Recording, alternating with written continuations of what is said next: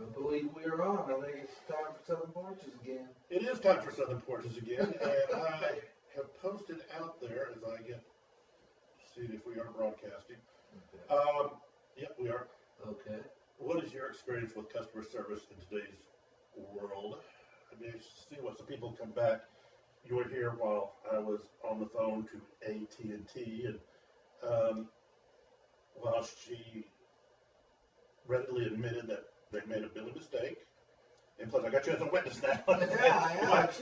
She was very pleasant, very engaging to help, to be a position. She took a position of helping, which I thought was awesome. You know, I think people have a need, not just in customer service, but in life. They want to be helped, but they're specific about how they want to be helped. They just don't want to be generally helped. They don't want just a hand up. They want someone who's engaged. That's, I think, one of the most important things is being emotionally engaged in helping. And I think that's one thing that used to be part of life, and living in a neighborhood and knowing your neighbors and knowing your community. There was a personal service there, kind of interchange between people that there isn't anymore. I think people are scared and try to separate themselves in a way, and that is difficult. And so in the same line, you have like customer service where people can either have a wonderful experience and feel like that they've really been helped, to where they want to blow up the whole company. They can't stand it. They feel like, you know, nobody listened, and they're kind of a mindless, helpless entity out there, taking over their lives and taking money from them. Yeah, and as I shared with you before we hit the go live the button, I've actually, the last two experiences for me have been good. The other one was Progressive Insurance after the hailstorm we had, and how they were actually proactive to it. Because I don't know about you, but there was a time that whenever I knew I'd have to call customer service, I had to gear up and get ready for the fight. Oh, right. It was, and I don't know if companies are really understanding the importance of customers nowadays, or what the change has been, but it has been more pleasant for me the last few interactions I've had with customer service than, like I said, I had it made up in my mind from years ago of what it used to be. Well, Rick, I think a thing that has changed in society is the issue of cost. You know, I don't think initially people thought about costs except for to automate. Automate the customer experience, get it on the computer, make people go through all these changes to get customer service, and it's going to make us money. And so there was kind of this gray area in which people weren't sure what it went to. But what happened, I think, or has happened, is that companies are seeing the power of customer service in the fact that if they don't provide very good customer service, customers leave. And that it takes a lot of money. The bottom line is highly affected by trying to gain or regain customers rather than maintain customers. So I think you really see a change of attitude affected by the bottom line. We want to maintain our customers. We want to see what their problem is and solve their problem, or at least make them feel like we care. You know, sometimes we can't, a company can't fix the problem. It's not fixable, but one of the things that's important is the attitude customer service has in the interchange with the customer. There is a nice, wonderful way to say, we can't help you. And then there's another of, we can't help you, that comes across, we don't care. We don't care. Tough up. This is what you get. This is what you have to pay for. This is how we're going to deal with you. And I think people are not putting up with that anymore. They're more than willing to stick with it and hammer it and gang together. Yeah, that's really one of the funny things is the amount of people that will come together against poor service, Mm-hmm. and poor customer service can really uh, put people together against whoever is providing that. Right. And then conversely, it was interesting with the, I guess, concept of a monopoly, and talking about Facebook right now specifically. Last week we had an incident with our live feed, and then we found out, we saw other people posting out there that they were losing their live feeds, and so all you can do with Facebook is you can't put in a trouble ticket. They, they even tell you they cannot respond directly to any issues you have, to go to this community forum and see what the community forum people have to say, and but they know basically we're not paying anything for the service, and they're the only guys in town in the game. So nothing like a monopoly to really encourage you to have high customer service. Now, when you have that's probably the good thing about competition is customer service is a cutting edge issue in the middle of competition that can move somebody from the left to the right based on how they're communicated and how they feel the relationship is. And I love how a lot of companies really are working hard to build the relationship. And I guess that's kind of what I liked in the customer service I heard that you received a minute ago was they really wanted to check it was you. They wanted to check that they had fully understood what the problem was, and that you, not them, but you felt like you'd been heard. And I like that. I think that was an important piece, and I think that's kind of the cornerstone of good customer service is I know you're stuck, I know you're unhappy, and the one thing that's going to flick the switch is conveying that I care that you need to be heard. And boy, I think that says a lot about interactions with people, interactions in marriage, interactions in parenting. People are starving to be heard. Is that they want to be heard, and that it's just fascinating the millions of people who feel unheard. That nobody cares what they think, nobody listens to what they think, and people saying I've been married for 20 years and my spouse doesn't care, or I've got a parent and they don't care, and what a devastating issue that is in the person's life. They're gonna carry that through their lives with everything.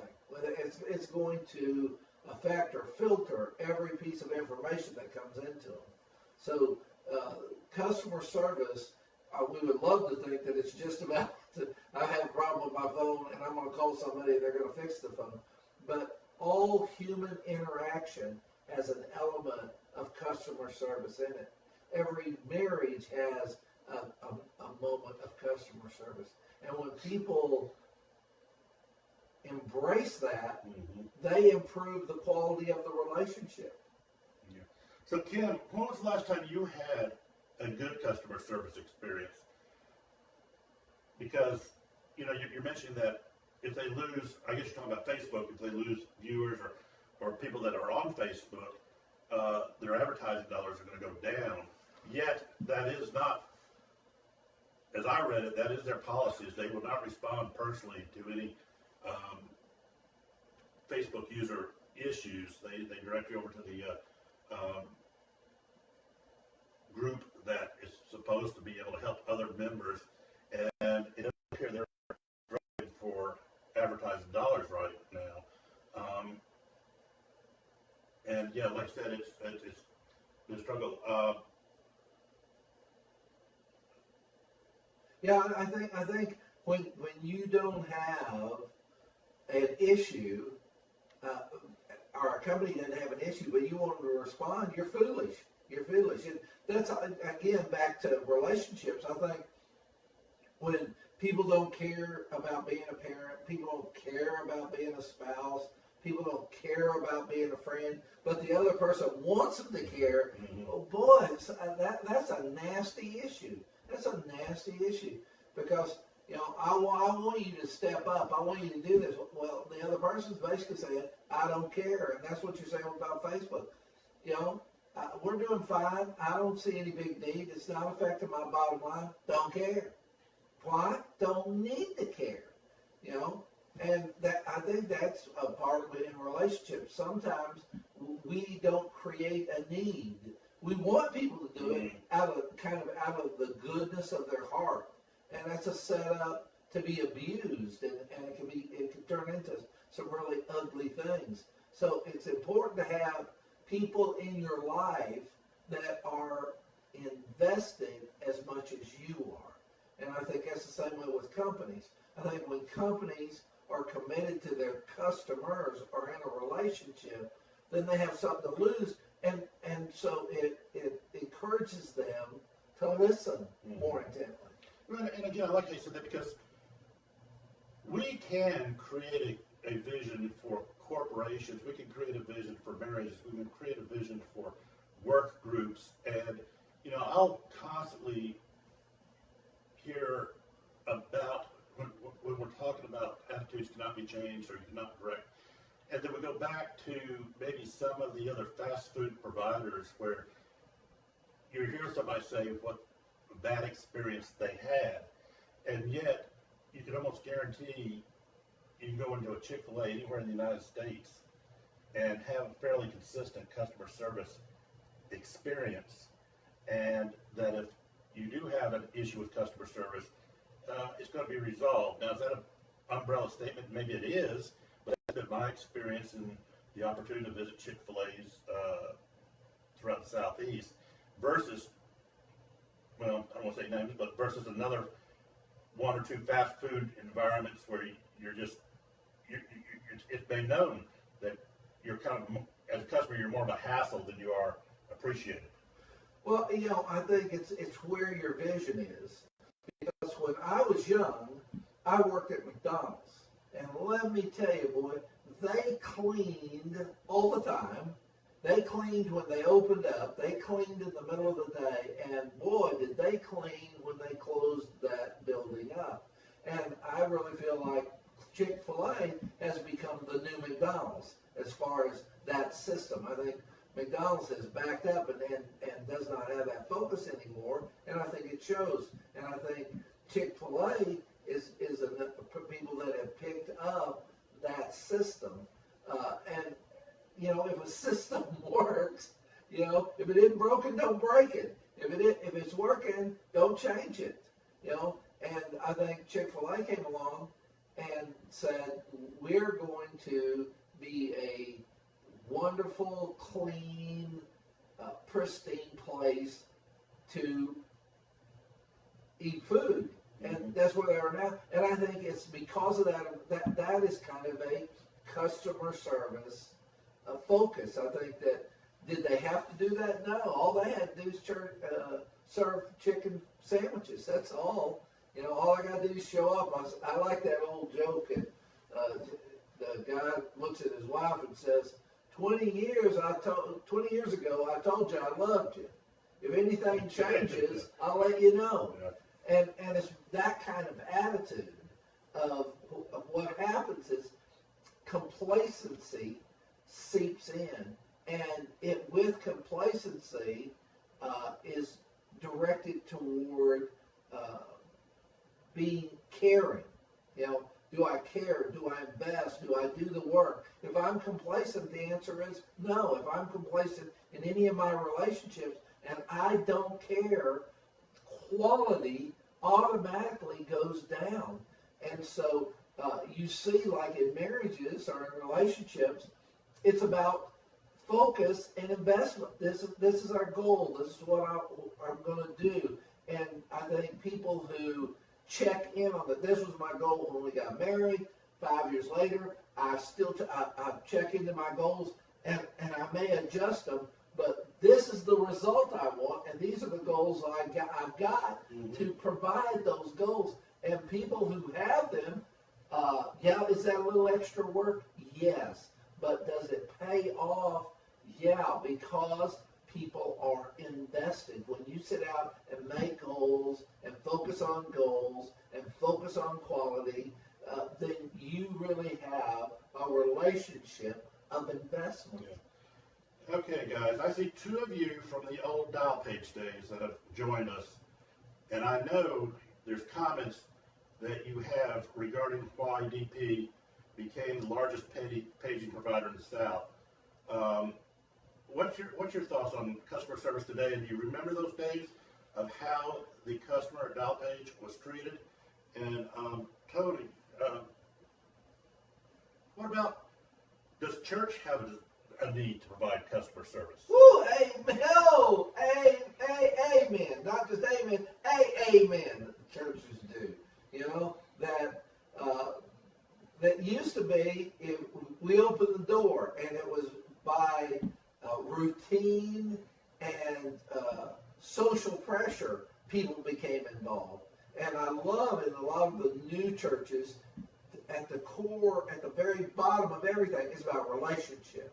It's about, do I relate? Do I feel close? Again, Rick, one of the big things is, do I feel heard? And I think in the old days, people thought, you know, I'd be lucky if the church makes a mention of me if I die. Mm-hmm. But I see nowadays when people are out or sick or they have a car problem or whatever, man, the church is right on it. They know it. It's not like we didn't know about this and we hear about it years later. No, they know it right now. But old church, a lot of stuff fell by the wayside. A lot of things were missed.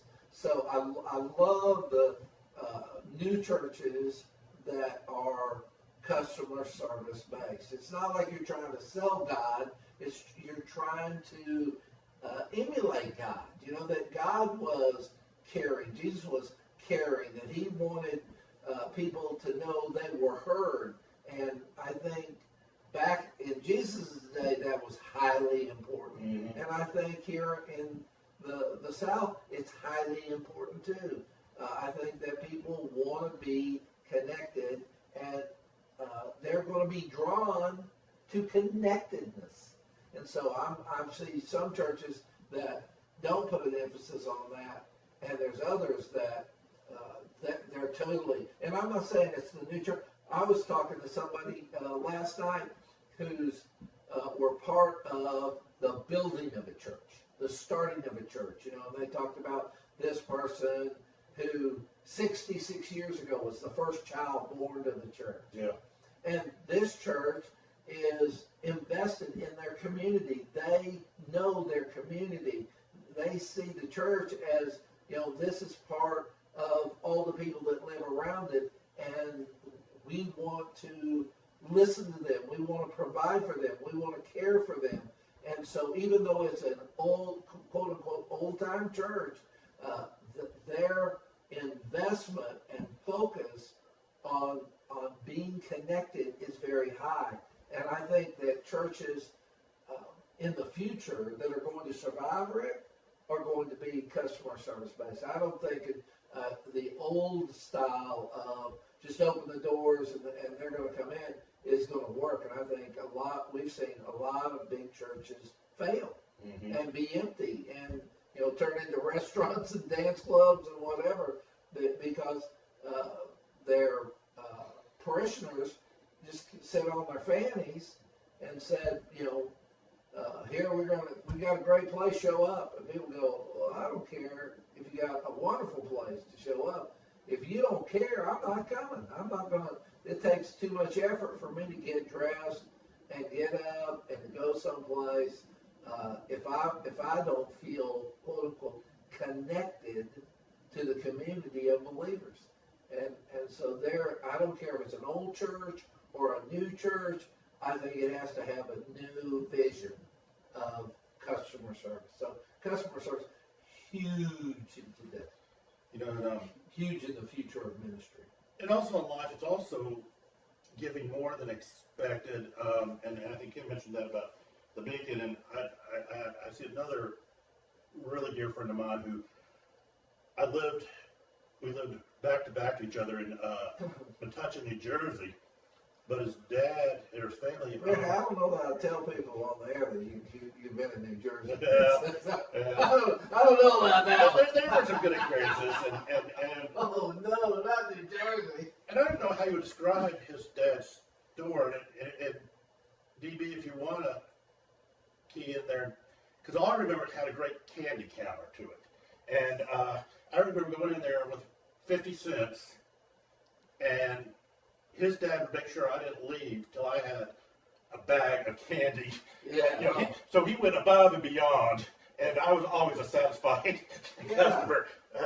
But Rick, that's very powerful, and I think that's a statement that people need to hear out there. It's about what you're really talking about is not a big bag of candy. You're talking about the relationship you had with the man who ran the shop. That it wasn't a business he was running, it was a relationship he was developing. And he was developing a relationship with you, and so he was the big bag of candy guy. And I think that system is what makes or breaks companies today. I think some people come in and think they don't care, and the minute they have a chance, I think, like with phones, if people come in like this one, but, one of the ads they're putting on the TV is, all systems are pretty much the same. There's probably a 1% difference, but you're paying all this stuff, and people are going, I never really thought about that. And so you're seeing a lot of people switching and saying, well, it's not worth it. Now, I'm more than willing to pay if you're giving me that much value in customer service, but I don't think they are. And so I think you're seeing a tremendous amount of people being swayed by that idea. Why are you paying more for the same stuff? They're not saying, and what's interesting, Rick, they're not saying they're better. They're not saying, we're going to give you better, so come to us. They're saying, we're giving you pretty much the same, cheaper. And I think people hear that and say, wow, since this is what you're going to get anyway, but like you're talking about this person in New Jersey, I love that big bag of candy. That is a good visual representation of how a building successful customer service environment looks like. It's going in with your 50 cents and coming out with a big bag of candy. I guarantee you can't lose that company. I mean, that customer. You can't lose them. You can't lose that marriage. You can't lose that parenting. You can't lose that relationship. Because can you think of anybody else who gave you that big a bag of candy for 50 cents? Yeah, can't lose them unless your dad moves you away.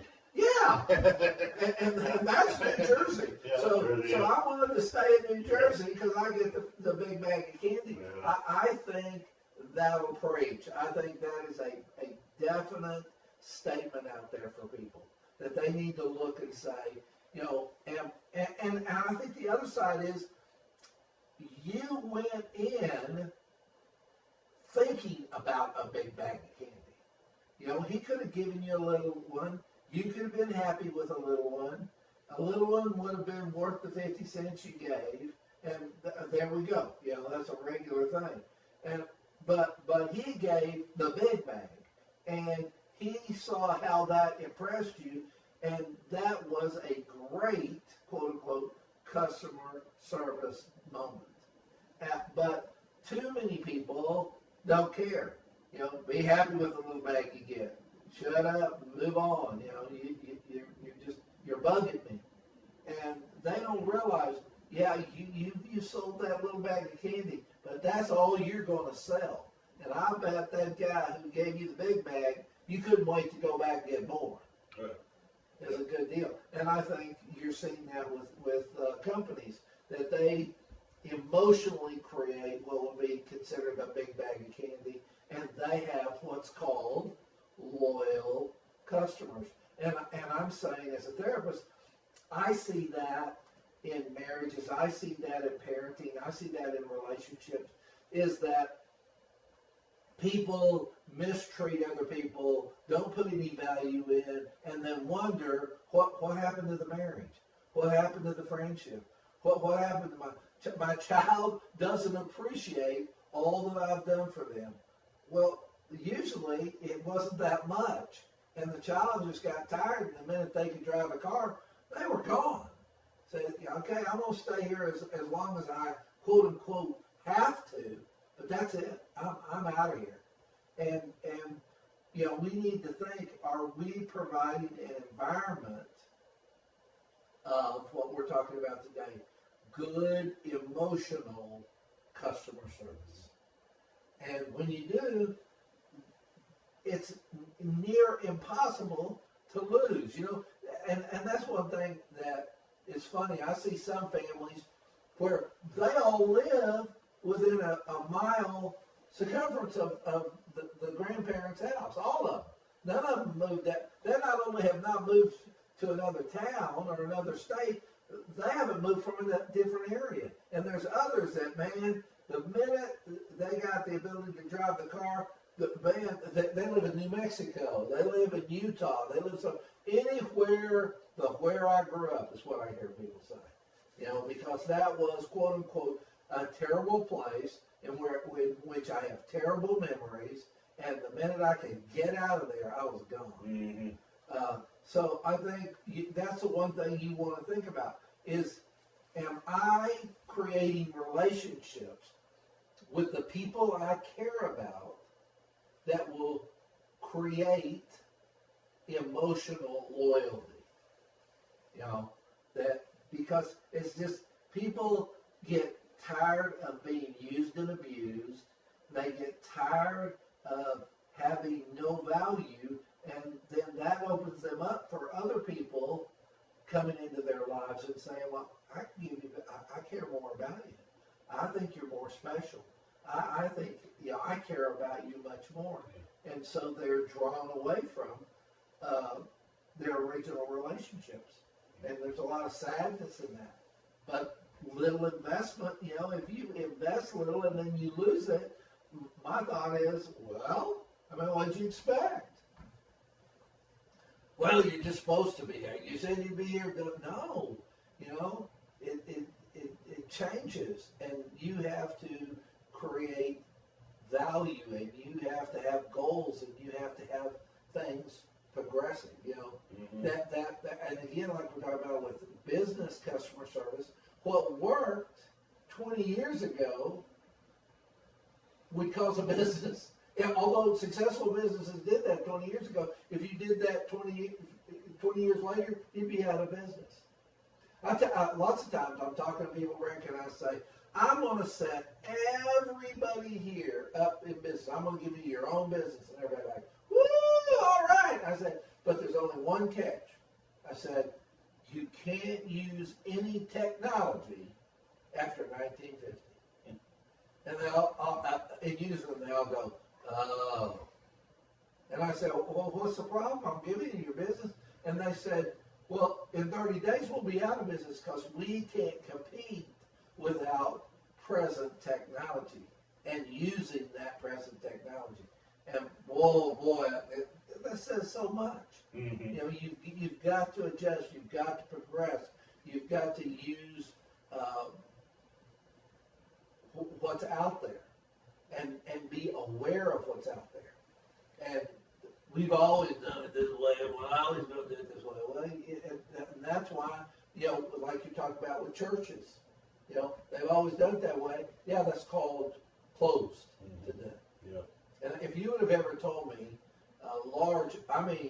really large churches would go under, I would say, well, that's just the most insane thing I ever heard. But just lately, I have seen that. I have seen major churches leveled to the ground because they did not have the membership. They were not continuing to till the ground and provide customer service. So it's a big issue. It's a big issue in so many areas of our lives, just not on phone service, but on everything we touch. We want to be connected and invest and create a good customer service experience. Because you're right, Rick. Think how many times, if you have a bad customer service experience, you end up telling everybody, oh, man, I had that. And just like with you talk about with Chick-fil-A. Hey, I like Chick-fil-A. Well, wait a minute, wasn't that a chicken sandwich? Yeah, it was a chicken sandwich. Was it that much better than a chicken sandwich down the street? Well, no, they're probably pretty close to this. There's only so much you can do with chicken. But when I walked in and how I felt, and I wasn't running out the door, and I didn't go, ew, Yeah. but I thought, this is good. And people they don't keep that to themselves. That's something, you're sitting at a water cooler, you're sharing with people. Oh, I went down to Chick-fil-A, had a great experience, treated me good, and every chance I get, they got my business. Wow. Well, that's pretty heady right there. And Kim was, saying, he was an IT manager at Granger, and what they did at Granger is use the partner selling method, where if you buy from them, they will provide the service and quality, so you will be successful. And when you're successful, they're successful. But take it back to, what you just got through saying, Chick-fil-A, it is a connection. And welcome to Moe's, he says. It's a connection statement. I love that.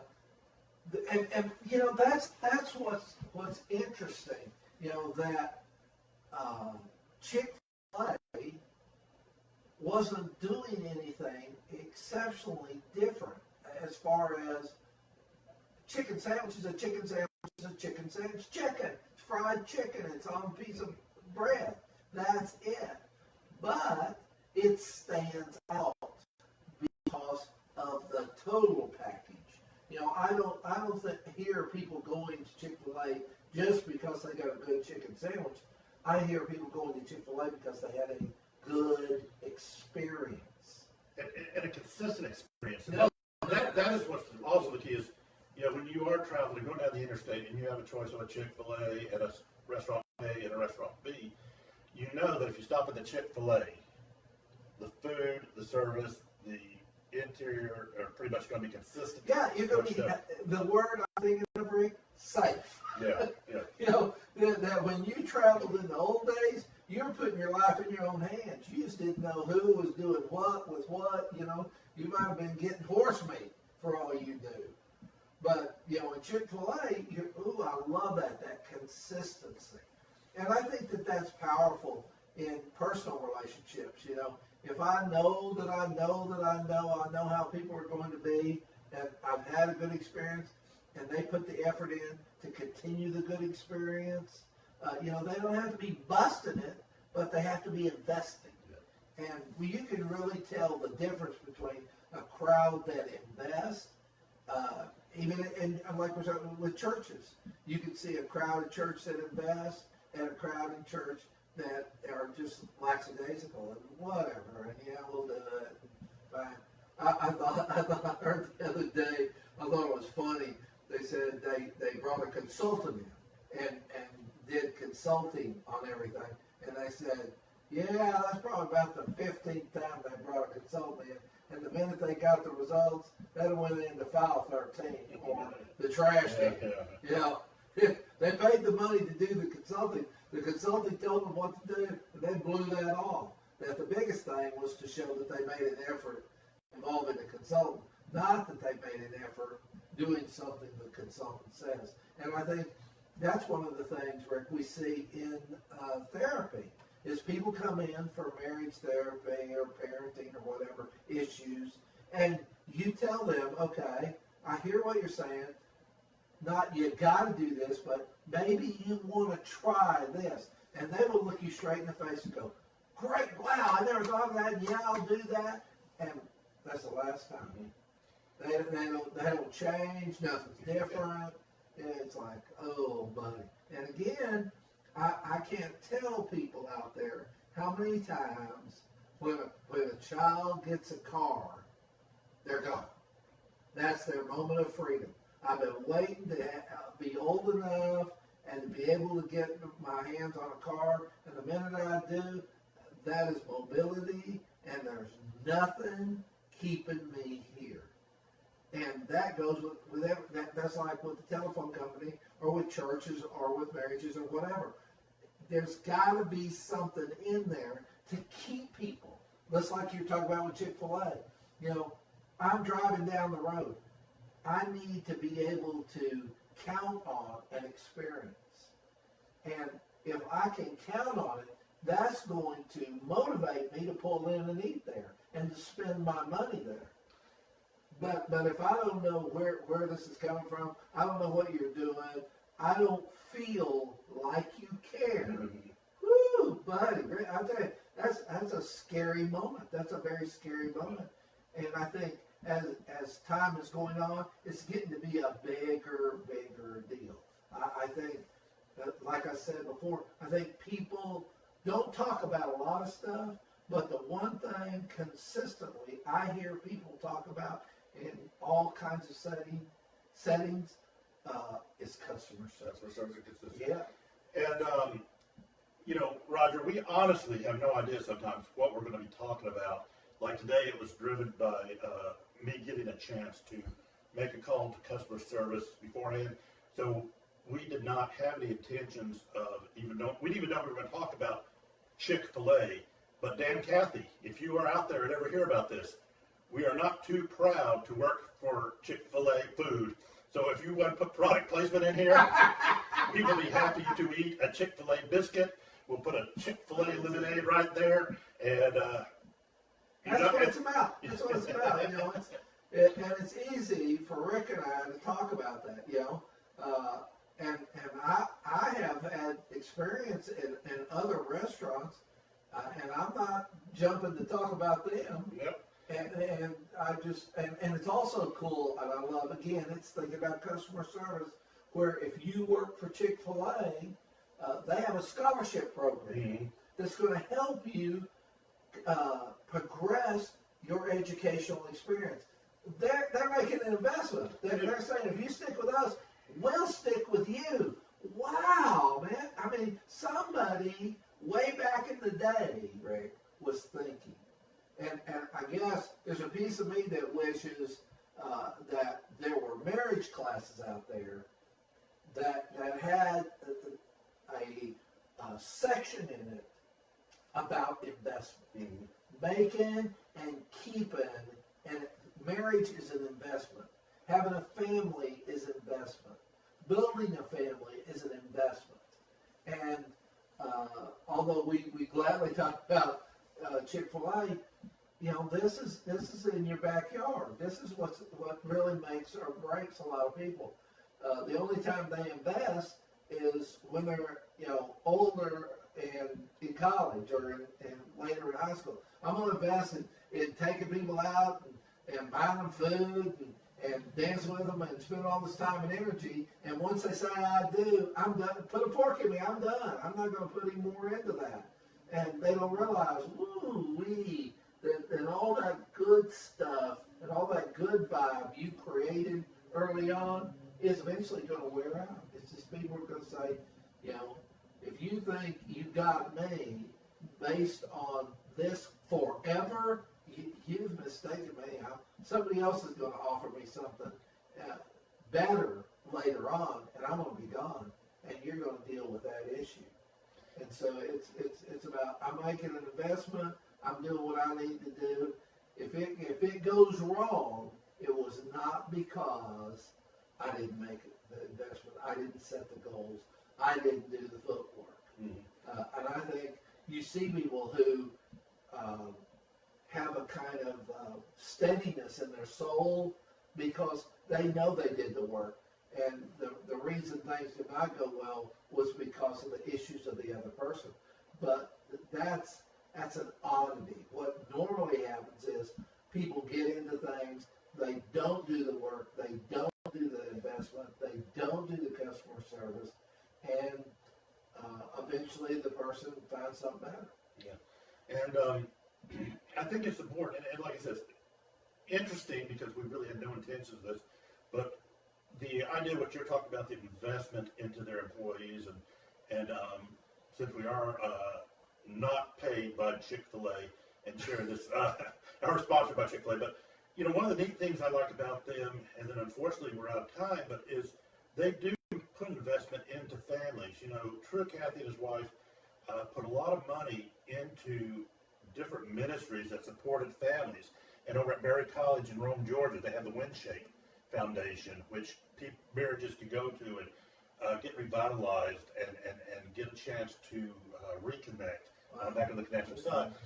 And you know, that you know, to me, that's a true corporation. You know, it is that three-legged stool.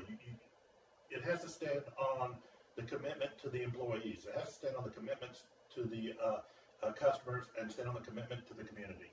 And the one thing I guess I'm saying in this, Rick, is this does not happen by happenstance. Right. Chick-fil-A did not just, oh, here we are today, and we're doing real good. This took a lot of focus and dedication, and I think that applies to everything. I think if you take the time, the money, and the energy to invest in these things and do these things day in and day out, you know, then 20 years later, you've got a heck of an organization. You've got a heck of a family. You've got a heck of a life because you've made that investment.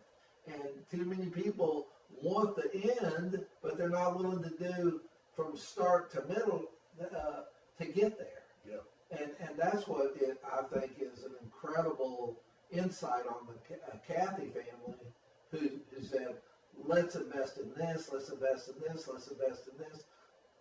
Even though there's no big deal about it, nobody's putting a gun to our head and making us do it, we feel that this is where we're going to lay it, our stake. And this is where we're going to build, and this is how we're going to build. And we're saying now later on, and at the bottom, great customer service doesn't just happen. Yep. And if I heard him correctly, at a John Maxwell event not long ago, Dan Cathy did speak, and you know, we talk about connection. One of the things he shared that they do at the corporate office is they moved all the executives out of their offices and put them into a common work area where ideas could be exchanged. And